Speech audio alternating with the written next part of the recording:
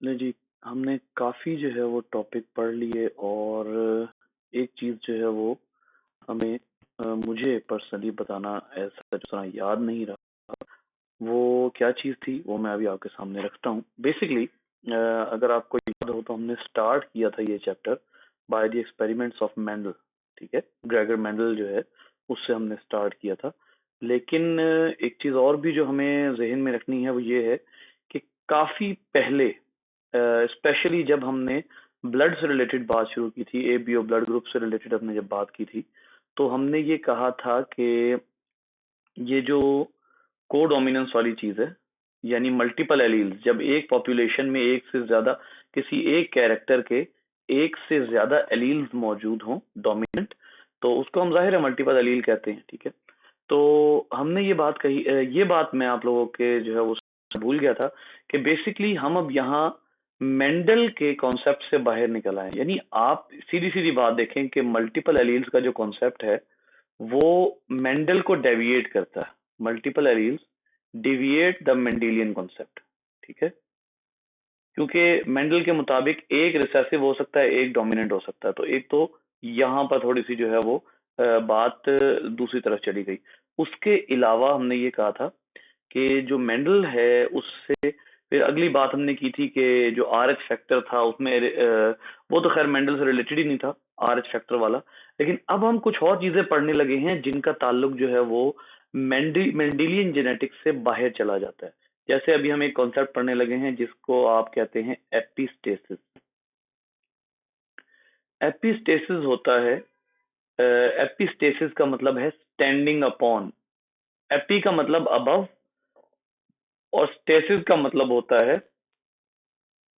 खड़े होना, ठीक है? Standing above, standing above. या इसको आप एक और अंदाज में कहेंगे, एपिस्टेसिस का मतलब होता है डिपेंडिंग अपॉन। Depending upon. अब ये जो चीज है ये बहुत आसान है, थोड़ा सा समझने वाली है, ठीक है? जैसे आप ये कहते हैं कि one gene depends on other, depends on another for the expression of its phenotype। अपनी फिनोटाइप को एक्सप्रेस करने के लिए एक जीन दूसरे पर डिपेंड करना शुरू कर दे तो उसको आप कहते हैं अम, उस इस फिनोमिना को आप कहते हैं एपिस्टेसिस, ठीक है? जैसे मैं अब आप लोगों को जो है वो एक बात बताता हूँ कि मैं पढ़ाना चाह रहा हूँ बायोलॉजी, ठीक है? अब मैं जो है वो एक स्कूल स्कूल जो है वो बनाता हूँ, प्रिंसिपल मैं खुद हूँ। लेकिन मेरी प्रिंसिपलशिप का फायदा तब तक नहीं होगा जब तक उस इदारे में टीचर्स नहीं आएंगे और बच्चे नहीं आएंगे, ठीक है? या जैसे मैं कहता हूँ कि मैं जो है वो ऑनलाइन सिस्टम अपने बलबूते पर स्टार्ट करता हूँ, तो मैं कहता हूँ जी चलो कैमरा भी मैंडेटरी नहीं है, लेकिन अगर लैपटॉप नहीं है तो फिर मैं वो ऑनलाइन सिस्टम जो है वो चला ही नहीं सकूंगा। अब जब एक जीन अपने कैरेक्टर को एक्सप्रेस करने के लिए, अपनी फिनोटाइप को एक्सप्रेस करने के लिए कोई एक जीन जो है वो दूसरे जीन पर डिपेंडेंट हो जाता है तो इसको आप एपिस्टेसिस कहते हैं। इसकी एक मिसाल जो है वो मैं आपको देता हूँ। एक डिजीज आप ही की बुक में से टॉपिक उठाते हैं, कोई और जो है वो एग्जाम्पल देने से पहले बाकी एग्जाम्पल भी दूंगा। एक डिजीज है जिसको आप कहते हैं बॉम्बे फिनोटाइप। इसको बॉम्बे फिनोटाइप क्यों कहते हैं? क्योंकि इसका पहला केस मुंबई में निकला था। पहला केस जो है वो इंडिया के जो सिटी है, एक बहुत बड़ी सिटी है, बड़ी इंपॉर्टेंट सिटी है मुंबई, वहां पर इसका पहला केस जो है वो निकला था। और इसको आप गोल्डन भी कहते हैं क्योंकि इसमें ब्लड का कलर जो है वो येलोइश हो जाता है, तो इसको आप गोल्डन ब्लड ग्रुप भी कहते हैं। ये मुझे रिसेंटली पता लगा, मुझे इससे पहले नहीं पता था। ये जो है वो गोल्डन ब्लड ग्रुप भी कहलाता है। अब ये क्या चीज होती है देखिए, अब मैं आप लोगों को यहाँ पर एक जो है वो बात बताता हूँ। हम क्या कहते हैं?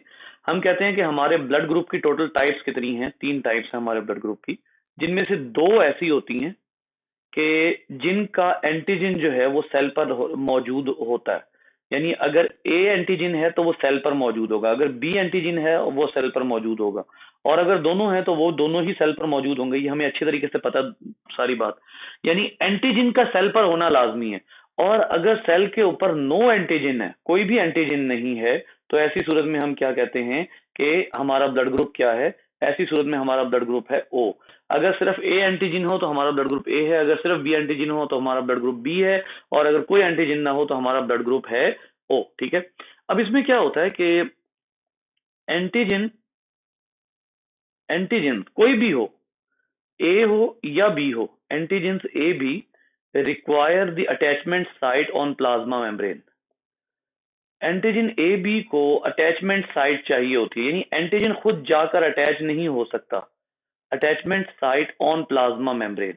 इसकी मिसाल मैं आपको जो है वो देता हूं कि आप जो है वो एक दरख्त की लकड़ी काटते हैं, ठीक है, और उस लकड़ी की आप एक चेयर बनाते हैं। अब आप चेयर बनाएंगे तो आप उसके ऊपर बैठेंगे, आपने रफ सी लकड़ी काट ली है लेकिन उसकी चेयर नहीं बनाई, तो आप उसके ऊपर इजीली कंफर्टेबल नहीं बैठ सकते। ठीक है, बिल्कुल ऐसे ही जो हमारे एंटीजन ए बी होते हैं, इनको सेल पर अटैच होने के लिए स्पेसिफिक साइट चाहिए होती है। इसकी मिसाल यहां से ले लें कि ये आपका रेड ब्लड सेल है, ठीक है, और ये जो आपका रेड ब्लड सेल है इसके ऊपर आपके पास जनाब यहाँ पर जो है वो प्लाज्मा मेम्ब्रेन में एम्बेडेड एक अदद जो है वो रिसेप्टर साइट है। ठीक है, ये वो अटैचमेंट साइट है कि जहां पर आकर आपका जो एंटीजन है वो अटैच होना है। अब जरा गौर कीजिएगा बात के ऊपर, ये अटैचमेंट साइट किसकी बनी हुई है? ये अटैचमेंट साइट बनी हुई है प्रोटीन की, और ये जो एंटीजन है वो उसके ऊपर आकर अटैच होता है। एंटीजन अटैच होता है, आपको पता लगता है जी ये जो अटैचमेंट साइट पे एंटीजन बैठा है ये ए है, लो जी ए ब्लड ग्रुप हो गया। ठीक है, एक और अटैचमेंट साइट है, फर्ज करें एक और रेड ब्लड सेल है, उसके ऊपर एक और अटैचमेंट साइट है। ठीक है, ये जो अटैचमेंट साइट है ये जनाब इसके ऊपर आकर आपका जो एंटीजन आता है वो आकर बैठ जाता है बी। ठीक है, ओके फाइन, आपका जो एंटीजन ए है वो भी आकर बैठ गया, एंटीजन बी है वो भी आकर बैठ गया। अब क्या है, आपका ब्लड ग्रुप अगर तो सिर्फ इस सारे रिसेप्टर हों और सारे रिसेप्टर पे एंटीजन जुड़ जाएं, तो इसका क्या मतलब हुआ कि आपका वही वाला ब्लड ग्रुप होगा जो एंटीजन जो है वो अटैच होंगे। दोनों होंगे तो ए बी, सिंगल होगा तो ए, दूसरा सिंगल होगा तो बी। ये बात बहुत दफा हो चुकी है। लेकिन अगर आपके जो है वो इसी कंडीशन को आप एक और अंदाज से देखते हैं कि आपका ये रेड ब्लड सेल है, और ये जो रेड ब्लड सेल है आपका, इस रेड ब्लड सेल में जनाब रिसेप्टर साइट मौजूद है, रिसेप्टर साइट नहीं गई कहीं, लेकिन रिसेप्टर साइट पे लगने के लिए एंटीजन नहीं आए, तो अब आपका ब्लड ग्रुप कौन सा होगा? अब आपका ब्लड ग्रुप जो है वो ऑब्वियसली ओ होगा। ठीक है, अब इसका क्या मतलब हुआ, यहां पर अब दोबारा देखिए कि antigen depend upon attachment site. Antigen जो है वो अटैचमेंट साइट पर डिपेंड करते हैं, और अटैचमेंट साइट किसकी बनी हुई है? प्रोटीन की। इसका क्या मतलब हुआ कि अटैचमेंट साइट अगर प्रोटीन की बनी है तो बेटा प्रोटीन किस चीज की बनती है? प्रोटीन बना करती है जीन की। ठीक है, अब आप जरा इधर गौर कीजिएगा कि अगर प्रोटीन जीन की बनती है और ये जीन जो है ये प्रोटीन बनाता है, ये प्रोटीन अटैचमेंट साइट का काम करती है, तो अगर यही जीन अपना काम ना करे तो अटैचमेंट साइट नहीं बनेगी। और अगर अटैचमेंट साइट नहीं बनेगी तो आप चाहे ए एंटीजन से भर दें अपना ब्लड, आप चाहे बी एंटीजन से अपना ब्लड भर दें, जो भी कर लें, ना तो आपका ब्लड ग्रुप ए आएगा ना आपका ब्लड ग्रुप बी आएगा। चाहे आपके ब्लड में ए एंटीजन का जीन मौजूद है, चाहे आपके जीनोटाइप में बी एंटीजन का जीन मौजूद है, चाहे दोनों मौजूद हैं, अगर अटैचमेंट साइट नहीं है इसका मतलब है कि आपका ब्लड ग्रुप जो है वो क्या शुमार होगा जी? जब कोई एंटीजन ना शो हो तो ब्लड ग्रुप कौन सा होता है?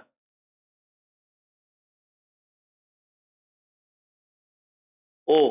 तो फिर आपका ब्लड ग्रुप होता है ओ। इसका क्या मतलब हुआ कि it is a disorder of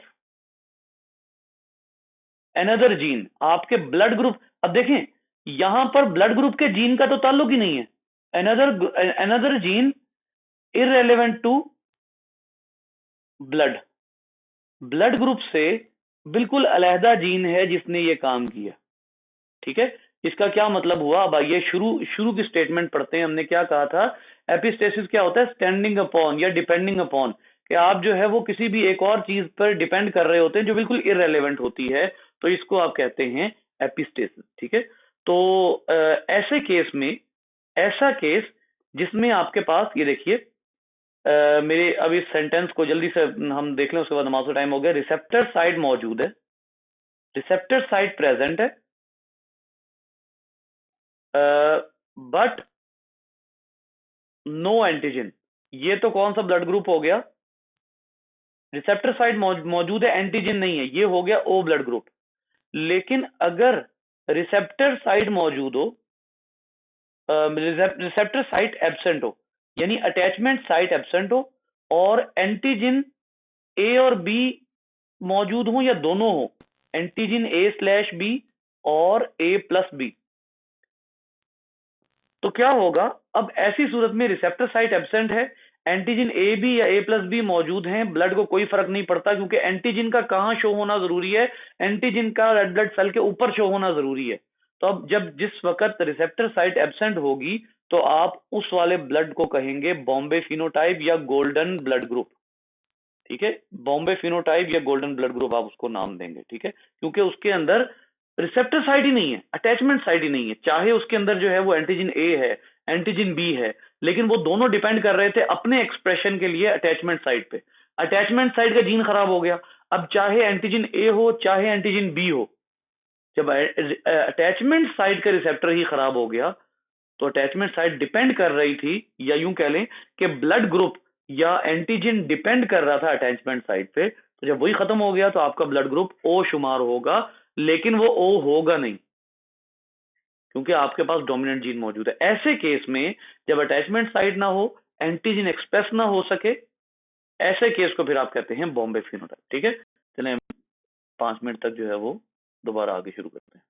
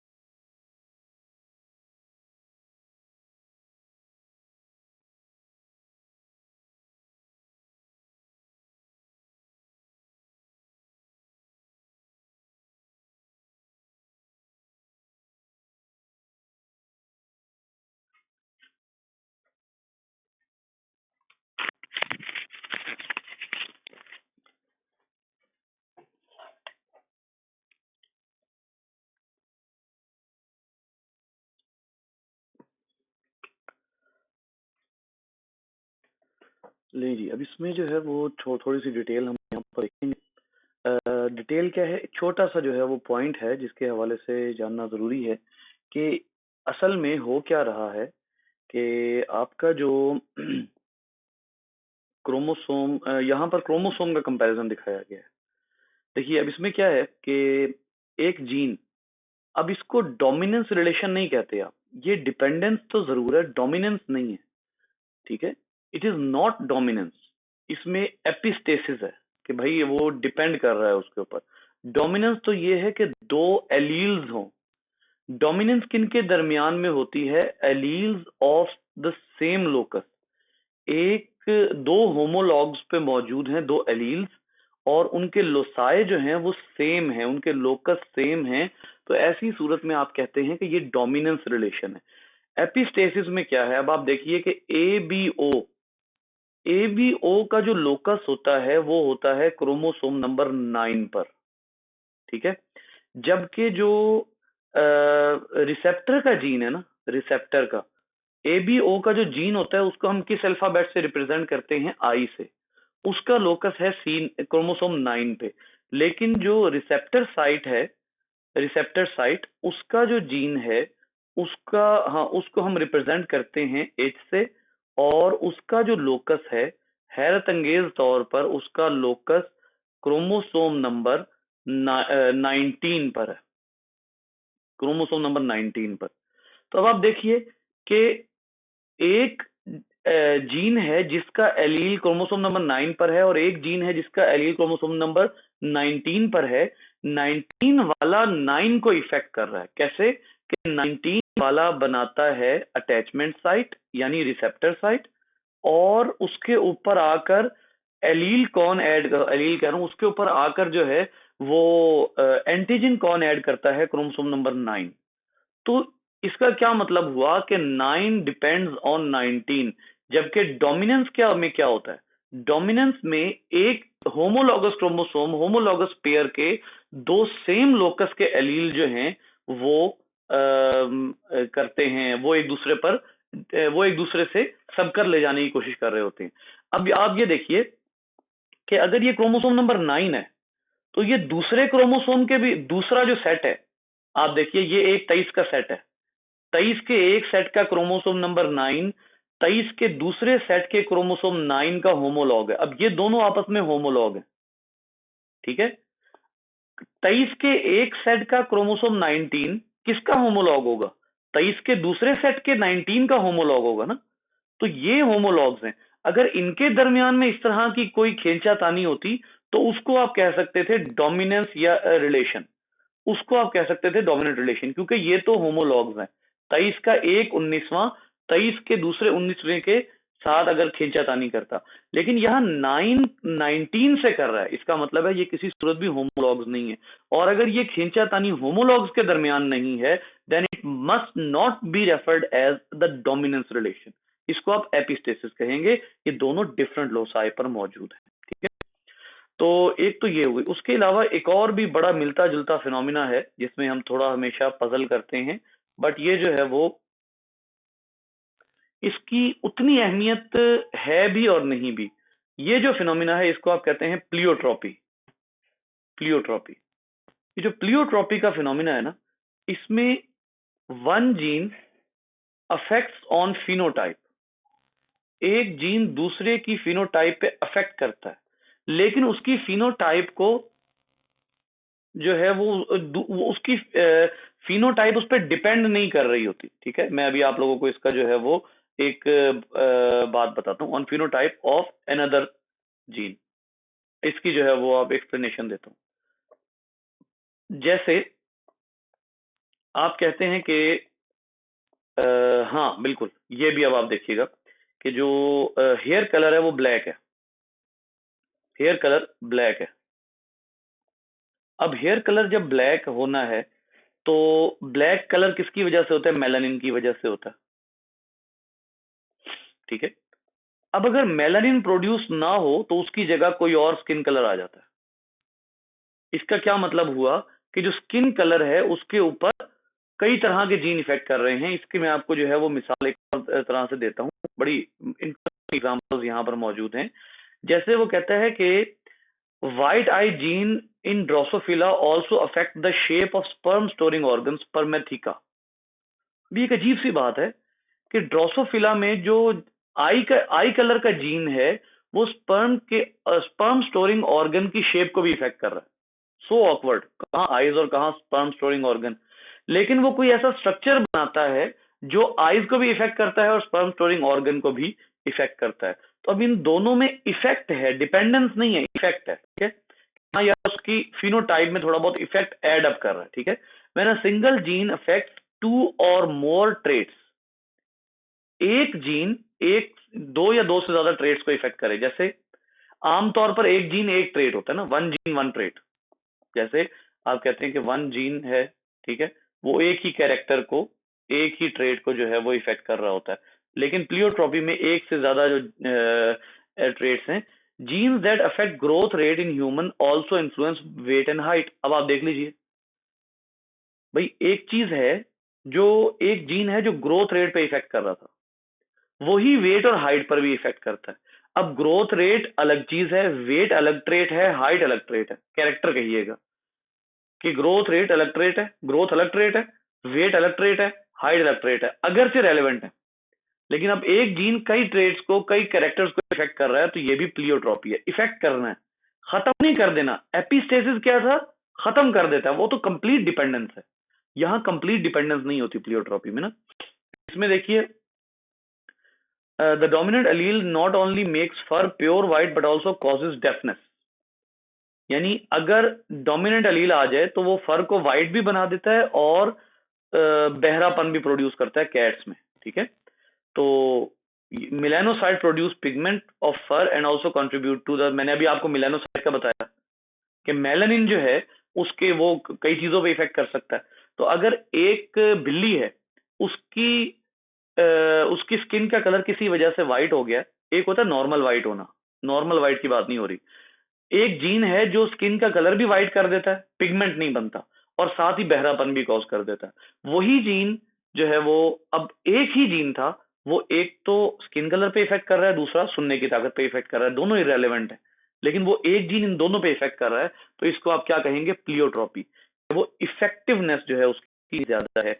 pleiotropy जो है उसके बारे में वर्ड का जो मीनिंग है ना, वो मैं आपको यहां से बताता हूँ। प्लियोट्रॉपी जो वर्ड है, हाँ जी, मोर, इसका नंबर होता है मोर, यानी एक जीन का इफेक्ट एक कैरेक्टर से बाहर निकल रहा है, आगे जा रहा है। ठीक है, किसी भी तरह से वो दूसरे कैरेक्टर को इफेक्ट कर रहा है, इसको आप कहते हैं प्लियोट्रॉपी। ठीक हो गया। अब यहां पर जो है वो एक चीज आती है जिसको आप कहते हैं continuously varying traits. Continuously trait जो है, इसको सबसे पहले आप इस तरह समझिए कि हमने क्या कहा था कि कोई भी एक कैरेक्टर है जो हेरिटेबल फीचर होता है, यानी कोई भी कैरेक्टर होता है जिसको एक नस्ल से दूसरी नस्ल में ट्रांसपोर्ट किया जाता है। ठीक है, लेकिन उस कैरेक्टर में वैरायटी आती है, और उस कैरेक्टर की वैरायटी को आप क्या कहते हैं, उस कैरेक्टर की वैरायटी को आप कहते हैं ट्रेट। उस कैरेक्टर की एक वैरायटी है ट्रेट ए, और उसी कैरेक्टर की एक वैरायटी है ट्रेट बी। ट्रेट ए और ट्रेट बी। अब देखिए और ये भी हमने देखा कि उसकी मल्टीपल वैरायटीज भी हो सकती हैं मल्टीपल एलील्स की वजह से, ट्रेट सी। ठीक है, तो ये तो हो गया एक ऐसा कैरेक्टर कि एक ऐसी चीज जो हेरिटेबल थी, और वो 3 वैरायटीज में मौजूद हो सकती थी, ए बी ओ, हमने ब्लड ग्रुप पढ़ा, ब्लड। लेकिन कुछ होते हैं जो कंटिन्यूअसली वेरिंग ट्रेट्स होते हैं, continuously varying traits in a population. यहां बात पॉपुलेशन की हो रही है बेटा, इंडिविजुअल की नहीं हो रही। Continuously varying traits in a population, किसी भी पॉपुलेशन में एक कैरेक्टर जो है वो कई तरह के ट्रेट्स में पाया जाता है। जैसे आप इसको कह लीजिए वेट है, हाइट है, ये वो ट्रेट्स होते हैं जिनको आप कहते हैं क्वांटिटेटिव ट्रेट्स। ये वो ट्रेट्स होते हैं जो कि कोई भी किसी भी पॉपुलेशन के दो इंडिविजुअल्स के दरमियान में सेम नहीं होते, डिफरेंट होते हैं। ठीक है, तो ऐसी सूरत में जब कोई भी ऐसा कैरेक्टर जिसके इतने ज्यादा ट्रेड्स हों कि वो कोई भी दो इंडिविजुअल्स के दरमियान में सिमिलर ना हो, तो ऐसे कैरेक्टर को आप कंटिन्यूअसली वेरिंग कैरेक्टर या कंटिन्यूअसली वेरिंग ट्रेड्स कहते हैं। अब यहाँ पर जो है वो आपको मैं सी मिसाल देता हूँ के बारे में कि होता कुछ यूं है कि फॉर एग्जाम्पल आप हाइट को कंसिडर कर लेते हैं। अब आपकी क्लास में इस वक्त हम जो है वो 5 लोग बैठे हैं, ठीक है। 5 लोग बैठे हैं और टोटल जो लोग हैं, आप फर्ज कर लीजिए कि आपकी क्लास में 10 है, मुझे मिला के 10 लोग हैं। अब ये जो 10 लोग हैं, इन 10 लोगों में जो हाइट का ट्रेट है वो मुस्तकिल वेरी कर रहा है, किसी एक की भी हाइट बराबर नहीं है। आप इंचेस के हिसाब से या सेंटीमीटर के हिसाब से जब आप मेजर करते हैं तो किसी की एक की भी हाइट जो है वो नहीं है, सेम टू सेम नहीं है, ठीक है। आप 100 लोग ले आए, उनमें से बहुत ही कम ऐसे होंगे जिनकी हाइट जो है वो सेम होगी, सब डिफरेंट डिफरेंट स्लॉट्स में एग्जिस्ट कर रहे होंगे। तो बेसिकली होता क्या है कि ये ऐसे ट्रेड्स होते हैं कि जो एक पॉपुलेशन में आपको ऐसे कैरेक्टर जो एक पॉपुलेशन में कई ट्रेड्स, जैसे आप यहां पर लिखते हैं कैरेक्टर है और आप ये ना डिफाइन कर सकें कि उसके ट्रेड कितने हैं। ट्रेड ए भी हो सकता है, ठीक है, फिर ट्रेड बी, ट्रेड सी। अब इसकी मिसाल मैं आपको भी देता हूं, फिर आपको सही तरीके से अंदाजा होगा। सी और चलता चला जा रहा है, ठीक है। ये बात हो रही है पॉपुलेशन की, मिसाल देता हूं आपको। अच्छा जी, मिसाल कुछ इस तरह से है कि आपके पास जो है वो एक कैरेक्टर है हाइट का। आप जो है वो 100 लोग जमा करते हैं, 100 लोग ज्यादा हो जाएंगे, 50 कर लेते हैं, 50 लोग जमा करते हैं, ठीक है। 50 लोग जो है उसमें आपके पास हाइट के स्लॉट बन जाते हैं जी। आप कहते हैं 160 सेंटीमीटर से 170 सेंटीमीटर की एक स्लॉट बना लेते हैं आप। एक मिनट की तरफ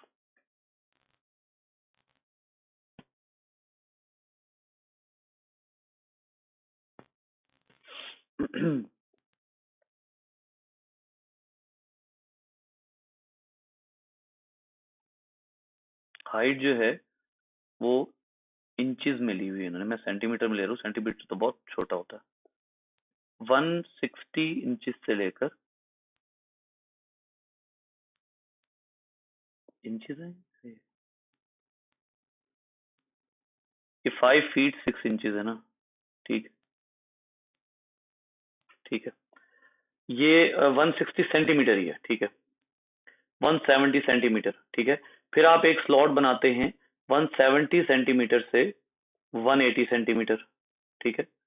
और उससे भी पीछे एक और स्लॉट बनाते हैं 150 सेंटीमीटर से 160 सेंटीमीटर तक, ठीक है। अब आप ये स्लॉट बनाते हैं, आपको पता ये लगता है कि आपने जो 50 लोग इकट्ठे किए हैं उनमें से कुछ यहाँ एग्जिस्ट कर रहे हैं, 15 यहाँ एग्जिस्ट कर रहे हैं, 20 यहाँ एग्जिस्ट कर रहे हैं और 15 यहाँ एग्जिस्ट कर रहे हैं, ठीक है। अब ये जो ग्राफ बनेगा, ये ग्राफ आपको बताएगा कि असल में ये ट्रेड जो है ये इस तरह से है कि आपने इस एक बड़ी सारी स्लॉट बनाई है, आपने ये नहीं कहा। आप अब गौर करें ना, 150 से 160 के बीच में कितने ट्रेड्स आएंगे? 150 और 160 के बीच में 151, 152, 153, 154, 155, 166, 160, 10 10 ट्रेड्स होंगे जो 150 से 160 तक आएंगे, ठीक है। 160 से 170, 170 से 180। अब ये 180 जो है वो ऑलमोस्ट 6 फीट बनता है, 182 शायद 6 फीट होता है एग्जैक्टली। अब आप यहां पे अंदाजा करें कि जब आपके लोग जो हैं उनमें इन 15 में, ये जो मैंने 15 बनाए हैं, इन 15 में आप देखेंगे 151 पे कितने हैं, 152 पे कितने हैं, 153 पे कितने हैं। तो 151 अलग ट्रेट है, 152 अलग ट्रेट है, 153 अलग ट्रेट है, 154 अलग ट्रेट है। तो ऐसा ट्रेट जो इतना कंटिन्यूअसली वेरी कर रहा हो कि आपको उसके स्लॉट बनाने पड़ जाएं, ऐसा ट्रेट कंटिन्यूअसली वेरिंग ट्रेट कहलाता है। ऐसे ट्रेड्स को आप क्वांटिटेटिव ट्रेड्स कहते हैं। कि क्वांटिटेटिव बेसिकली तो इसके लिए वर्ड आप लोगों की बुक में ना असल में कैरेक्टर का मतलब ट्रेट है, ये असल में गजब है, सही गजब जो है ना, सही मुसीबत जो है, कैरेक्टर का मतलब ट्रेड कहा हुआ है। असल में इस टॉपिक का नाम है कंटिन्यूअसली वेरिंग कैरेक्टर्स, ठीक है, लेकिन चलें कोई बात नहीं। ये ऐसे एक कैरेक्टर है, continuously varying traits of a character. ठीक है, अब हाइट जो है वो एक कैरेक्टर है ना, तो ये जो हाइट एक ही कैरेक्टर है और इसके अंदर इतने ज्यादा ट्रेट आ गए हैं। बेटा ये ठीक लिखा हुआ है, इसके आगे ऐड कर लीजिएगा, continuously varying traits of a single character. हाँ ये सही है, ऑफ अ सिंगल कैरेक्टर, किसी एक कैरेक्टर के इतने ज्यादा ट्रेट्स हों कि आप उसको गिन ना सकें। अब ये क्या है, ट्रेट ए, ट्रेट बी, ट्रेट ओ, ये एबीओ ब्लड ग्रुप है। अब ये होगा क्वालिटेटिव, क्यों? ट्रेट है क्या, ब्लड ग्रुप, और उस सॉरी ये कैरेक्टर है ब्लड ग्रुप, ट्रेट है 3, इसका मतलब है 3 है, उसके अलावा कोई नहीं हो सकता, ये क्वालिटेटिव है। कैरेक्टर आपके पास ब्लड ग्रुप था, blood group A B O, खत्म, क्वालिटेटिव हो गया। ब्लड ग्रुप आपके पास कैरेक्टर है हाइट, उसके अंदर 150 से 180 के दरमियान में किसी भी फिगर पे कोई ट्रेट आकर रुक सकता है किसी इंडिविजुअल का, तो इसको आप कहेंगे क्वांटिटेटिव। और ये जो है वो हाइट क्वांटिटेटिव में आता है, वेट क्वांटिटेटिव में आता है, ग्रोथ रेट है वो क्वांटिटेटिव में आ सकता है, ये सारी चीजें। ब्लड प्रेशर भी क्वांटिटेटिव में आ सकता है। ठीक है, तो ये सारी चीजें जो हैं, इसमें अब आपको जो बात याद रखनी है, जो लाइन जिसके ऊपर हमारा अब आगे कॉन्सेप्ट चलेगा, वो लाइन ये है कि एक ही कैरेक्टर के इतने ट्रेड्स हों कि वो किसी कोई से दो इंडिविजुअल्स में सिमिलर ना हो, तो उसको आप कंटिन्यूअसली वेरिंग ट्रेड कहते हैं, या कम से कम आप उनको गिन ना सकें। ठीक है, तो उसको आप कंटिन्यूअसली वेरिंग ट्रेड कहते हैं। जी बेटा, ये समझ आई कंटिन्यूअसली वेरिंग ट्रेड? अगर क्वेश्चन है तो बताइए जल्दी से।